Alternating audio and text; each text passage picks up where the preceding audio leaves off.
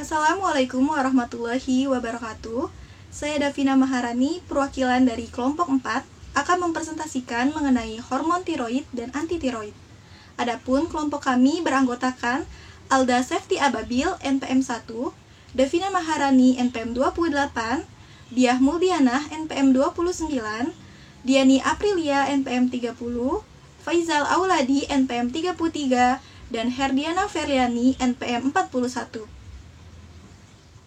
Nah, teman-teman, sebelum masuk materinya, kita perlu mengetahui nih, untuk mendiagnosa hormon tiroid, kita dapat digunakan pada hipotiroidisme. Sementara, untuk mendiagnosa obat-obatan antitiroid dapat digunakan pada hipertiroidisme. Lalu, apa sih perbedaan keduanya? Jadi, pada hipotiroidisme, kondisi ketika jumlah hormon tiroksin ini memproduksi kelenjar tiroid dalam jumlah yang terlalu sedikit. Sementara, pada hipertiroidisme adalah penyakit tiroid yang terjadi ketika kelenjar tiroid menghasilkan hormon tiroid yang dalam jumlah berlebih di dalam tubuh. Jadi, keduanya ini berbeda ya, dan saling bertolak belakang. Yang pertama akan kita bahas adalah prevalensinya. Pada kasus hipertiroidisme, di Indonesia sendiri telah mencapai angka sebesar 6,9%, dan disusul oleh Amerika Serikat sebesar 1,2% dan Eropa sekitar 0,8%. Jadi teman-teman, dapat kita simpulkan bahwa kasus hipertiroidisme ini tertinggi berada di Indonesia. Nah, kasus ini itu meningkat berdasarkan umur dan sering mengenai wanita dengan perbandingan rasio antara wanita dan laki-laki adalah 8:1. Sementara, pada prevalensi kasus hipotiroidisme di Indonesia sendiri ini masih belum diketahui secara pasti. Akan tetapi, berdasarkan data hasil pemeriksaan oleh Riskesdas menunjukkan bahwa pemeriksaan kadar TSH didapatkan 2,7% pada laki-laki dan pada perempuan sebesar 2,2%. Sehingga dapat dikatakan bahwa perempuan memiliki kadar TSH tinggi dan berpotensi adanya hipotiroid. Selanjutnya, kita akan membahas mengenai patofisiologinya. Seperti yang kita tahu, bahwa patofisiologi ini akan membahas mengenai fungsi-fungsi organ yang mengalami gangguan akibat suatu penyakit. Pada hipotiroid, patofisiologinya ini berkaitan erat dengan penurunan produksi hormon tiroid yang mengakibatkan kelainan lokal pada kelenjar tiroid maupun kelainan pada hipotalamus atau kelenjar pituitari. Berkurangnya produksi hormon tiroid ini akan menyebabkan penurunan laju metabolisme dan terjadinya gejala-gejala hipotiroid. Adapun gejala hipotiroid itu seperti sering merasa mudah lelah, sensitif terhadap suhu dingin, berat badan naik, kolesterol dalam darah pun naik, sembelit, detak jantung melemah, dan lain sebagainya. Pada patofisiologi hipertiroidisme dapat terjadi melalui berbagai mekanisme, tergantung pada penyakit yang diderita oleh pasien. Contohnya, hipertiroid ini bisa terjadi melalui mekanisme autoimun yang akan menghasilkan autoantibodi terhadap thyroid stimulating hormone receptor. Autoantibodi ini nantinya akan menstimulasi sintesis dan sekresi hormon tiroid secara berlebih. Nah, ini biasanya terjadi pada pasien yang menderita Graves' disease. Autoantibodi juga akan bereaksi dengan thyroid-derived thyroglobin pada mata dan menyebabkan reaksi inflamasi atau peradangan dan penumpukan cairan sehingga terjadi exophthalmos. Hipertiroid dapat juga terjadi melalui mediasi TSH atau thyroid stimulating hormone secara berlebihan. Misalnya, pada TSH sekresi adenoma kelenjar pituitari atau melalui human chorionic gonadotropin pada pasien yang mengidap trophoblastic dan germ cell tumor. TSH yang berlebihan ini nantinya akan menstimulasi sintesis dan sekresi hormon tiroid secara berlebihan pula. Nah, adapun mekanisme lainnya dapat juga melalui autonomously hyperfunctioning nodules di kelenjar tiroid. Nodul kelenjar tiroid akan bekerja secara otonom yang nantinya mensintesis hormon tiroid tanpa dipengaruhi oleh feedback dari TSH-nya. Nah, mekanisme ini biasanya ditemui pada kasus toksik adenoma dan pada kasus toksik multinodular goitre. Berikutnya kita akan membahas mengenai etiologi.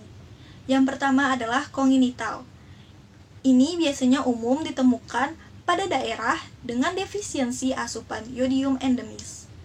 Pada daerah yang asupan yodiumnya tercukupi, hanya dijumpai satu penderita hipotiroid kongenital dari 4.000 kelahiran hidup, dan ini biasanya terjadi pada bayi perempuan.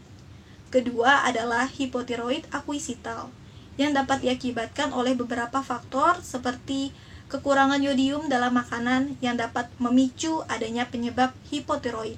Dan kasus ini merupakan kasus yang paling umum dijumpai di seluruh dunia. Ketiga adalah autoimun. Peran autoimun pada penyakit ini didukung dengan adanya gambaran infiltrasi limfosit pada kelenjar tiroid dan adanya antibodi tiroid dalam sirkulasi peredaran darah. Yang keempat, bahan kimia seperti litium, interferon, dan amiodaron dapat memicu terjadinya penyakit hipotiroid dengan cara mempengaruhi hormon tiroid atau mempengaruhi autoimunitasnya. Yang kelima, operasi atau radiasi. Terapi yodium radioaktif pada tirotoksikosis infiltrasi besi di kelenjar tiroid pada hemokromatosis dapat memicu terjadinya risiko hipotiroid juga. Selanjutnya merupakan beberapa simptom yang menunjukkan adanya gejala hipertiroidisme. Pada susunan syaraf akan menunjukkan sifat yang labil atau emosional, menangis tanpa alasan yang jelas, psikosis, tremor, nervositas, sulit tidur, dan sulit berkonsentrasi. Pada mata, pandangan akan menjadi ganda dan melotot. Pada kelenjar tiroid akan mengalami pembengkakan.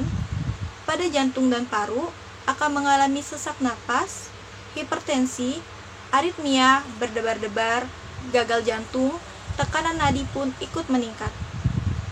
Pada saluran cerna akan mengalami sering buang air besar, lapar, banyak makan, haus, muntah, berat badan turun cepat, dan toleransi obat.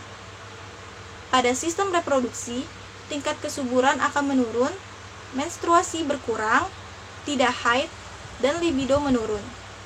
Pada darah limfatik, limfositosis, anemi, pembesaran limpa, pembesaran kelenjar limpa leher. Pada tulang akan mengalami osteoporosis, epifisis cepat menutup, dan nyeri tulang. Pada otot, badan akan terasa lemah, refleks meningkat, hiperkinesis, dan tangan gemetar. Pada kulit, akan mengalami keringat yang tidak wajar di beberapa tempat. Berikut terdapat beberapa simptom atau gejala pada hipotiroidisme. Pada otak akan menunjukkan gejala seperti lemah, lelah, mengantuk, depresi, kemampuan berbicara menurun, intelektual menurun, gangguan ingatan, dan proses psikis pelan. Pada mata akan mengalami sakit kepala, gangguan penglihatan, serta edema periorbital. Pada telinga, hidung, dan tenggorokan, suara akan terasa serak. Pada kelenjar tiroid akan mengalami pembesaran tiroid. Pada jantung dan pembuluh darah, tekanan darah akan berkurang, hipertensi diastolik, dan kardiak output pun berkurang. Saluran cerna akan mengalami sulit pembuangan air besar, dan berat badan akan naik. Pada ginjal, fungsi ginjal akan menurun dan mengalami retensi cairan. Pada sistem reproduksi, akan mengalami infertilitas dan gangguan menstruasi. Pada otot dan syaraf, akan mengalami kaku sendi, kesemutan, nyeri sendi, gerakan otot melemah, edema non-pitting, ataksia, dan kram otot. Serta pada kulit akan mengalami tidak tahan dingin dan produksi keringat akan berkurang. Terapi farmakologi, penggolongan obat. Kasus pertama, hipotiroidisme dibagi menjadi dua, lipotriroksin T4 dan liotrironin T3, yaitu natrium lipotriroksin. Kasus 2, hipertiroidisme dibagi menjadi tiga, tionamid, iodium, dan penghambat adreneseptor. Thionamid dibagi menjadi 3, karbimazol, propil liturasil, dan methimazol. Iodium, larutan Lugol dan kalium iodida. Penghambat adreneseptor adalah propanol. Mekanisme kerja. Langkah pertama adalah transport iodida ke dalam kelenjar tiroid oleh suatu protein intrinsik membran berasal dari sel polikel yang disebut pengangkut natrium atau iodida. Hal ini dapat dihambat oleh anion-anion seperti tiosinat, perteknat, dan perklorat. Enzim transport 1-2 di membran sel apikal yang disebut spendrin mengontrol aliran iodida menembus membran. Spendrin juga ditemukan di koklea telinga dalam. Di membran sel-sel apikal iodida dioksidasi oleh preoksidase tiroid menjadi iodium, dan bahan ini cepat mengiodinasi residu tirosin di dalam molekul triglobulin untuk membentuk monolodotirosin MIT dan dilodotirosin. Peroksidase tiroid dihambat secara transien oleh iodida intratiroid kadar tinggi dan dihambat secara lebih menetap oleh obat-obat thionamid. 2. Molekul DIT yang berikatan di dalam molekul troglobin untuk membentuk levotiroksin T4. 1 molekul MIT dan 1 molekul DIT menyatu untuk membentuk T3. Tiroglobulin, protein ini di dalam kelenjar mungkin mengalami iodinasi, tetapi berbagai idoprotein ini tidak memiliki aktivitas hormon.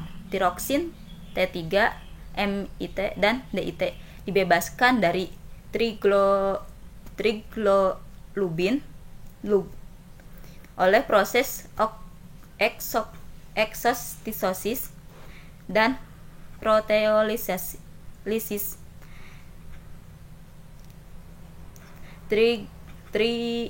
Tiroglobin di atas koloid apikal. MIT dan DIT kemudian mengalami diodinasi di dalam kelenjar dan iodium dipakai kembali. Proses proteolisis ini juga dapat dihambat oleh iodida intratiroid dalam kadar tinggi, rasio T4 terhadap T3 di dalam tiroglobulin adalah sekitar 5:1, sehingga sebagian besar hormon yang dikeluarkan adalah tiroksis. Mekanisme kerja. Obat antitiroid bekerja dengan cara memblokade sintesis hormon tiroid melalui penghambatan sistem enzim peroksidase tiroid dari kelenjar tiroid. Baik teman-teman, untuk mengatasi hipotiroidisme ini, kita dapat melakukannya melalui terapi utama dengan terapi pengganti hormon. Pada hipotiroidisme primer, konsentrasi TSH dapat kita gunakan sebagai acuan untuk memantau terapi. Nah, tujuan dari terapi ini adalah untuk mengoreksi hipotiroidisme menjadi kondisi eutiroid, yaitu mengurangi gejala dan normalisasi sekresi TSH, serta mengurangi ukuran gondok dan prevensi kambuhnya kanker tiroid. Atau natrium levotiroksin dengan indikasi hipotiroid. Obat ini dikontraindikasikan untuk hipersensitif, hipertiroid, dan tirotoksikosis. Adapun efek sampingnya apabila kita menggunakannya dengan dosis yang berlebih akan mengakibatkan nyeri angina, aritmia, palpitasi, kram otot skelet, takikardi, diare, tumor, gelisah, insomnia, sakit kepala, muka merah, berkeringat, demam, intoleransi terhadap panas, serta penurunan berat badan, dan otot terasa melemah.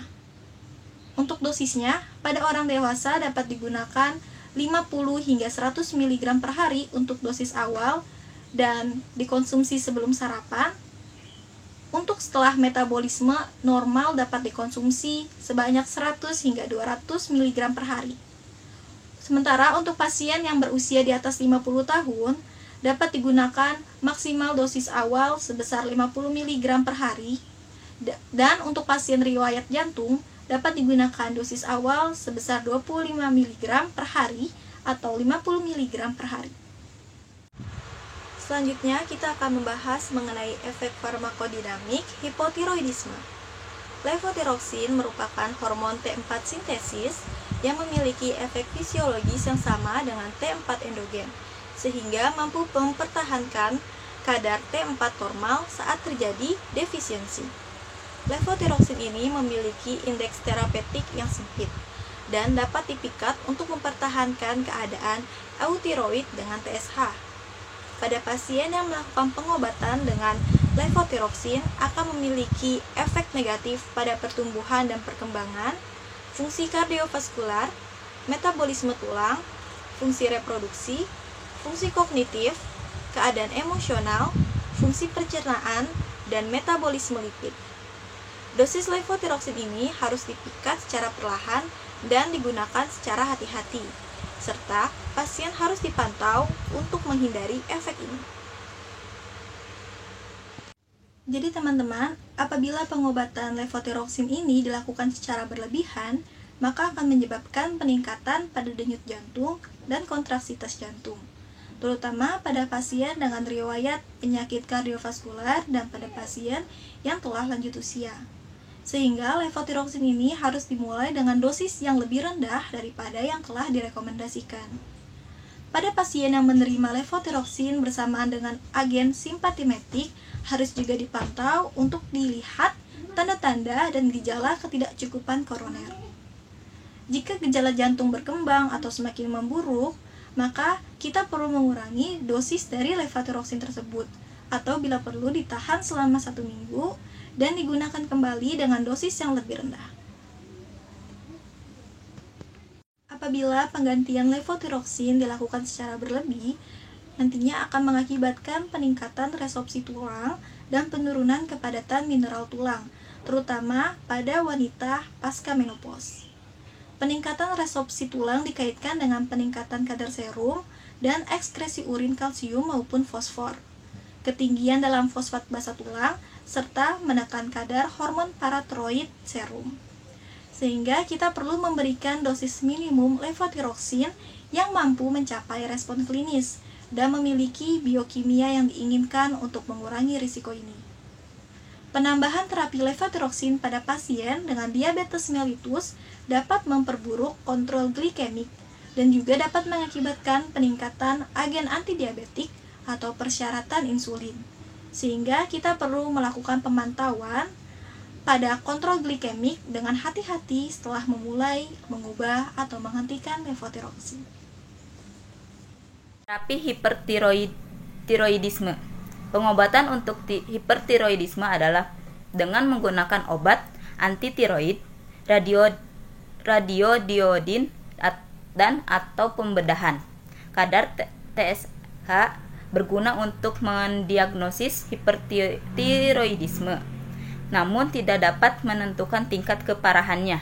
Sejumlah besar substansi dapat mengganggu sintesis dari hormon tiroid ataupun mengurangi jumlah jaringan tiroid. Senyawa tersebut adalah tionamid, penghambat andreseptor, dan iodida. Tionamid dibagi menjadi 3. Yang pertama, carbimazole. Hipertiroidisme menyusui, mentah, gangguan pencernaan, sakit kepala, ruam kulit dan pruritus, nyeri sendi, miopati, alopecia, supresi sumsum tulang, dan icterus. Dosis dewasa. Dosis awal 20-60 mg per hari, kasus ringan 5-10 mg per hari, kasus sedang 30 mg per hari, kasus berat 40 mg per hari. Methimazole hipertiroid, KI hipersensitivitas menyusui, ES ruam, pruritus atau gatal, mual, muntah, vertigo, nyeri epigastrik, artragia, parestesia, alopecia, mialgia, sakit kepala, mengantuk, neuritis, edema, icterus, pigmentasi kulit. Dosis dewasa 25-40 mg per hari, kasus ringan 2x10 mg per hari, kasus berat 2x20 mg per hari, dosis pemeliharaan 5-20 mg per hari. Dan yang terakhir ketiga, propitiolrasil, I-nya hipertiroid, KI sensitif terhadap carbimazole, S muntah, gangguan pencernaan ringan, sakit kepala, ruam kulit dan pruritus, nyeri sendi, miopati, alopecia, supresi sumsum tulang, dan icterus. Dosis dewasa 200-400 mg per hari. Penghambat adrenoseptor. Yang pertama, propanol. Indikasi hipertiroidisme, khususnya tiroid strum dan adjuvan, mengatasi takikardia, hipertensi, dan fibrilasi atrium. Kontraindikasi, asam, PPOK, gagal jantung, bradikardi, hipotensi. Efek samping, asma, hipotensi, dan bradikardia. Dosis 2x20-80 mg per hari. Iodida, larutan lugol atau kalium iodida. Indikasi persiapan untuk tiroidektomi bedah. Kontraindikasi tidak ditemukan. Efek samping asma, hipotensi, dan bradikardia. Efek farmakodinamika hipertiroidisme. Yang pertama, thiamid. Efek utama adalah mencegah pembentukan hormon dengan menghambat reaksi-reaksi yang dikatalisis oleh tiroid peroksidase dan menghambat organifikasi iodium. Selain itu, mereka menghambat penggabungan dari iodotirosin. Yang kedua, iodida. Iodida memiliki beberapa efek pada tiroid. Mereka menghambat organifikasi dan pelepasan hormon serta mengurangi ukuran dan vaskularitas kelenjar hiperplastik pada orang yang rentan. Iodida dapat memicu Kedua, iodida. Iodida memiliki beberapa efek pada tiroid. Mereka menghambat organifikasi dan pelepasan hormon serta mengurangi ukuran dan vaskularitas kelenjar di hiperplastik pada orang yang rentan. Iodida dapat memicu hipertiroidisme atau fenomena Jones-Bessiedow atau memicu hipotiroidisme. Penghambat adrenoseptor. Penghambat beta tanpa aktivitas simpatomimetik intrinsik adalah adjuvan terapeutik yang efektif dalam penatalaksanaan tirotoksikosis karena banyak dari gejala penyakit ini mirip dengan yang disebabkan oleh stimulasi simpatis. Penghambatan beta menyebabkan perbaikan klinis gejala hipertiroid, tetapi biasanya tidak mengubah kadar hormon tiroid. Sekian dari kelompok kami, kurang lebihnya mohon maaf. Wassalamualaikum warahmatullahi wabarakatuh.